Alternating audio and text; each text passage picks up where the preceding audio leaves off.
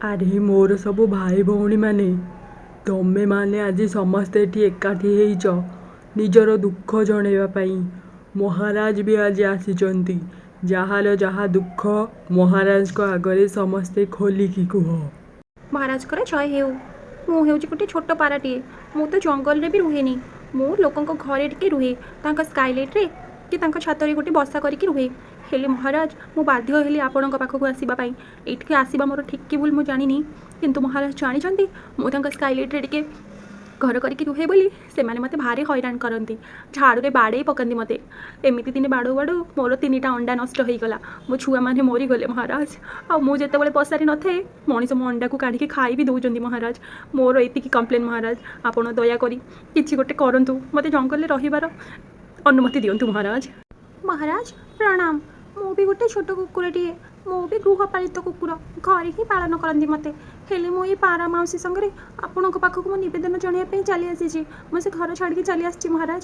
ମୁଁ ବି ଆଜିଠୁ ଏଇ ଜଙ୍ଗଲରେ ହିଁ ରହିବି। ମଣିଷମାନେ ତ ଆମ ଜୀବଜନ୍ତୁ ପଶୁମାନଙ୍କଠୁ ବହୁତ ହିଂସ୍ର ମହାରାଜ। ମୋତେ ସେମାନେ ରଖିଛନ୍ତି, ଦେଖୁନାହାନ୍ତି କେମିତି ମୋ କାନ ମୁଣ୍ଡରୁ ସବୁ ଚୁଟି କାଟି ପକାଇଛନ୍ତି। ମୋତେ ବହୁତ କଷ୍ଟ ହୁଏ ମହାରାଜ। ମୋତେ ମାଡ଼ିକି ପାଣିରେ ବୁଡ଼େଇକି ଗାଧଉଛନ୍ତି, ମନ ଇଚ୍ଛା ଖାଇବାକୁ ଦେଉଛନ୍ତି। ମୁଁ ଯଦି ତାଙ୍କ କଥା ନ ମାନୁଛି ମହାରାଜ, ସେମାନେ ମୋତେ ଗୋଟେ ବାଡ଼ିରେ ପିଟି ପିଟି ତାଙ୍କ କଥା ମନାଉଛନ୍ତି। କିଛି ଲୋକଙ୍କୁ ମୋର ଆକ୍ସନ୍ ଦେଖାଇବା ପାଇଁ, ତାଙ୍କର କିଛି ଖୁସି ପାଇଁ ମୋତେ ସେମାନେ ବହୁତ କଷ୍ଟ ଦେଉଛନ୍ତି ମହାରାଜ। ଆରେ ବାବା, ଏତେ ଲୋକଙ୍କର ଏତେ କମ୍ପ୍ଲେନ୍। ମୁଁ ତ ଭାବୁଥିଲି ମୁଁ ହିଁ କେବଳ ମଣିଷମାନଙ୍କ ଭିତରେ ହଇରାଣ ହେଉଛି ବୋଲି। ମୁଁ ପୁରା ଗୋଟେ ଛୋଟ ମୂଷା। ତାଙ୍କ ଘରୁ କ'ଣ ଟିକେ ଡାଲି ଚାଉଳ ଖାଇଦେଉଛି ବୋଲି ମୋ ପାଇଁ ବିଷ ଥୋଇ ଦେଉଛନ୍ତି। ମୋ ପରିବାର ପୁରା ମରିଗଲେ ବିଷ ଖାଇକି। ଆଉ ମୁଁ ଭୟରେ ଜଙ୍ଗଲ ଭିତରକୁ ଚାଲି ଆସିଛି। କ'ଣ ଏସବୁ କରୁଛ ମଣିଷମାନେ? ସମସ୍ତଙ୍କର ଏତେ ଅସୁବିଧା। ମୁଁ ତ ଭାବୁଥିଲି ସମସ୍ତେ ଖୁସିରେ ରହୁଥିବେ ମଣିଷମାନଙ୍କ ପାଖରେ। ହେଲେ ସମସ୍ତେ ଏତେ ଦୁଃଖରେ ଅଛନ୍ତି। ମୋ ଦୁଃଖ ତ କିଛି ବି ନୁହଁ। ଆରେ ସେ ମଣିଷ କାଲି ଗୋଟେ ଆସିଥିଲା ଯେ ଜଙ୍ଗଲକୁ, ମୋତେ ଗୋଟେ ବନ୍ଧୁକ ଧରିକି ଗୋଡ଼େଇଲା। ମୁଁ ଗୋଟେ ଛୋଟ ଠିକୁଆ, କେତେ କଷ୍ଟରେ ବଞ୍ଚିକି ଆସିଛି ମୁଁ ଜାଣିଛି। ବାପରେ ବାପ, ମୁଁ ତ ଭାବୁଥିଲି ମଣିଷ ମୋତେ ବୋଧେ ଧରିକି ନେଇକି ତା ଘରେ ରଖିବ ବୋଲି। ହେଲେ ଏତେ ଅତ୍ୟାଚାର ସେମାନେ କରୁଛନ୍ତି। ହଁ, ଅସୁବିଧା କଥା ଆଉ କ'ଣ କହିବା ଭଉଣୀ। ଜାଣିନ ତମେ ମଣିଷଙ୍କ କଥା। ମୁଁ ହେଉଛି ଗୋଟେ ଘୋଡ଼ା। ଛୋଟବେଳୁ ତାଙ୍କ ଘରେ ରହିଲି, କେତେ କାମ କଲି, ତାଙ୍କ ପାଇଁ ନାଚିଲି, ଦୌଡ଼ିଲି। ସିଏ ଘୋଡ଼ାକୁ ନେଇକି ରେସ୍ରେ ଲଗେଇବେ, ଆମେ ତାଙ୍କ ପାଇଁ ରେସ୍ରେ ବି ଦୌଡ଼ିଲୁ। ହେଲେ ଜାଣିଛ ଭଉଣୀ, ବୁଢ଼ା ହେଇଗଲାରୁ ଆମ ଖୁରା କାଟିଦେଲେ। ମୋତେ ତ କହିଲେ ମାରିକି ଖାଇଦେବା ଆଙ୍କୁ ଚାଲ। ଆରେ ବାବା, ଘୋଡ଼ା ମାଂସ ମୋର, ତମେ କ'ଣ ଖାଇବ? କେତେ ଫଳ ପନିପରିବା ଅଛି ତାକୁ ଖାଅ। ମୁଁ ତ ଜୀବନ ବିକଳରେ ରାତି ଅଧରେ ଘୋଡ଼ାଶାଳରୁ ଫିଟିକି ଦୌଡ଼ିକି ଜଙ୍ଗଲକୁ ପଶିଗଲି। ଭାଗ୍ୟ ଭଲ ମୋର, ମହାରାଜ ଦେଖା ହେଇଗଲେ ଆଉ ମୋତେ କହିଲେ ତୁ ଏ ଜଙ୍ଗଲରେ ରହିପାରିବୁ, ନହେଲେ ମୁଁ ବି ଆଜି ଏଠି ନଥାନ୍ତି ଭଉଣୀ। ମୋର ବି ବହୁତ ଅସୁବିଧା ମହାରାଜ। ମୁଁ ହେଉଛି ଗୋଟେ ଖୁସୁରୀ। ମୋତେ ମଣିଷ ପାଳନ କରୁଛି ଛୋଟବେଳୁ।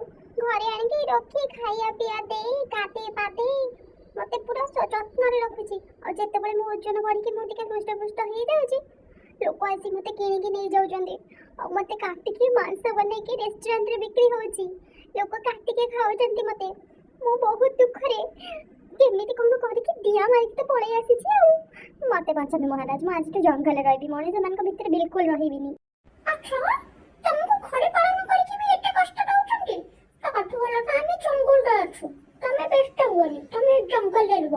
ଆମ ମହାରାଜ ଭାରି ଭଲ। ମୋ ଦୁଃଖ ଆଉ କ'ଣ କହିବି ମହାରାଜ। ମୁଁ ଜଙ୍ଗଲରେ ବି ସୁରକ୍ଷିତ ନୁହେଁ। ମଣିଷ ତ ମୋତେ ଏଠୁ ବି ଧରିକି ନେଇଯାଉଛି। ମୁଁ ପରକୁ କାଟି ସେଥିରୁ କେତେ କଷ୍ଟରେ ମୋର ସବୁ ପକ୍ଷୀକୁ ଉପାଡ଼ି ତାକୁ ବିକ୍ରି କରୁଛି। ତାକୁ ଛାଡ଼ିକି ମୋ ମାଂସକୁ ହୋଟେଲ ରେଷ୍ଟୁରାଣ୍ଟ ମାନଙ୍କରେ ବହୁତ ଚଢ଼ା ଦରରେ ବିକ୍ରି କରୁଛନ୍ତି। ଲୋକମାନେ ତାକୁ ଖୁସିରେ ଖାଇ ଦେଉଛନ୍ତି। ମହାରାଜ ଜାଣିଛନ୍ତି ମୋତେ କେତେ କଷ୍ଟ ହୁଏ ସେତେବେଳେ। ମୁଁ କେତେ ସୁନ୍ଦର ଭାବରେ ମୋର ଯତ୍ନ ନେଇକି ପରଗୁଡ଼ାକୁ ରଖିଥାଏ, କିନ୍ତୁ ସେମାନେ ଘିନ୍ ଭିନ୍ କରିଦିଅନ୍ତି ମୋ ଶରୀରଟାକୁ।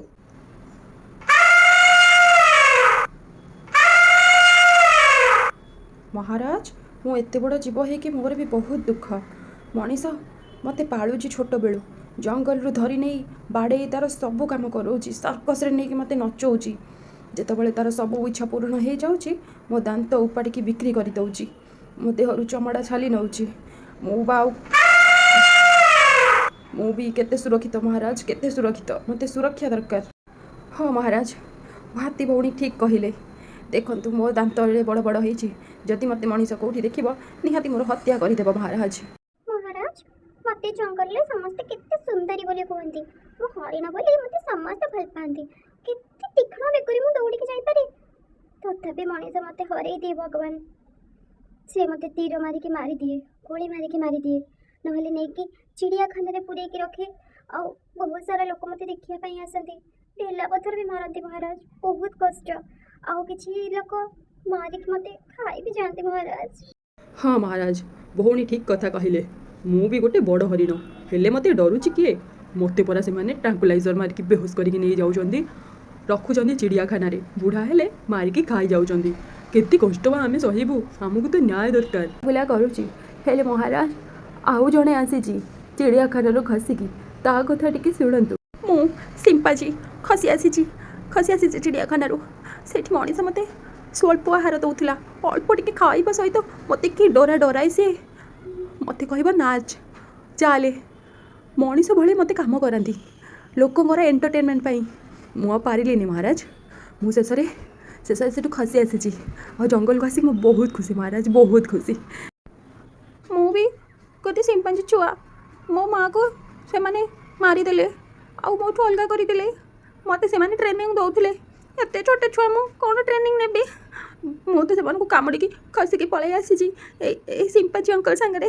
ମୋତେ ବି ନ୍ୟାୟ ଦରକାର, ମୋ ମାଆକୁ ମାରିଦେଲେ ସେମାନେ। ବାପରେ, ତମମାନଙ୍କୁ ମଣିଷ ଏତେ କଷ୍ଟ ଦଉଛନ୍ତି? ମୁଁ ତ ଭାବୁଥିଲି ମଣିଷ ଗୁଡ଼ା ତମକୁ ପୁରା ଅୟସ ଆରାମରେ ଖାଇବା ପିଇବା ଦେଇକି ସେ ଚିଡ଼ିଆଖାନାରେ ରଖୁଛନ୍ତି ବୋଲି। ବାବାରେ ବାବା, ଭଲ ହେଇଛି। ଆଉ ମୁଁ ସେ ମଣିଷ ପାଖକୁ ଯାଇନି, ଜଙ୍ଗଲରେ ତ ମୁଁ ବହୁତ ଖୁସି। ଆରେ ତମେ ମାନେ ଏବେ ଖୁସିରେ ରହିବ, ଟେନସନ୍ ନଟ୍, ମହାରାଜ ଅଛନ୍ତି। ସମସ୍ତଙ୍କ ଦୁଃଖ ଶୁଣିକି ମୁଁ ବା ଆଉ କ'ଣ କହିବି? ମୋତେ ଭାରି ଦୁଃଖ ଲାଗୁଛି ତମମାନଙ୍କ ପାଇଁରେ। ମୁଁ ତ ଗୋଟେ ସାପ, ମୋତେ ତମେମାନେ ବି ଡରୁଛ ମୋ ପାଖକୁ ଆସିବା ପାଇଁ। ଗୋଟେ ଚୋଟରେ ପୁରା ଜୀବନ ସଫା କରିଦେବି। ହେଲେ ମଣିଷ କ'ଣ ମୋତେ ଡରୁଛି? ଏ ମଣିଷ ବା ମୋତେ ନେଇକି ମୋ ଦାନ୍ତ ଫାନ୍ତ ଭାଙ୍ଗି ଦେଉଛି। ବିଷ ଆସିବ କୋଉଠି ଯେ ମୁଁ କାମୁଡ଼ିବି? ହଁ, ମୁଁ ବିଷକୁ ନେଇକି ମେଡ଼ିକାଲରେ ୟୁଜ୍ କଲେଣି, ବୁଝିଲ? ଆଉ ମଣିଷ କ'ଣ ମୋତେ ଡରିବେ? ମୁଁ ବା ତାଙ୍କୁ ଡରିକି କଡ଼େ ଅନ୍ଧାରରେ ଯାଉଛି, ଆଉ ଦିନରେ ବାହାରି ବି ପାରୁନି। ପେଟିକି ମାରି ଦେଉଛନ୍ତି ମୋତେ, ଜାଣିଛ ନା ନାହିଁ? ମୋତେ ବିକ୍ରି କରୁଛନ୍ତି କୋଟି କୋଟି ଟଙ୍କାରେ ଧରିକି। ଆଉ ବୋପା ମା, ମୁଁ ଜମା ସେ ମଣିଷ ସମାଜକୁ ଯିବିନି। ଏଇ ଜଙ୍ଗଲ ଠିକ୍, ଯାହା ଯେତିକି ମିଳୁଛି ଖାଇ ପିଇକି ଆରାମସେ ରହିବି। ଜଙ୍ଗଲ ଜମା ଛାଡ଼ିବିନି, ଆଉ ସେ ମଣିଷ ପାଖକୁ ଜମା ଯିବିନି। ମହାରାଜ, ଆମକୁ ସତରେ ବହୁତ ନ୍ୟାୟ ହିଁ ଦରକାର। ଆରେ ଭାଇ ମାନେ, ତମର ଏତେ ଦୁଃଖ, ମୁଁ କ'ଣ ବା କରିପାରିବି ତମ ପାଇଁ?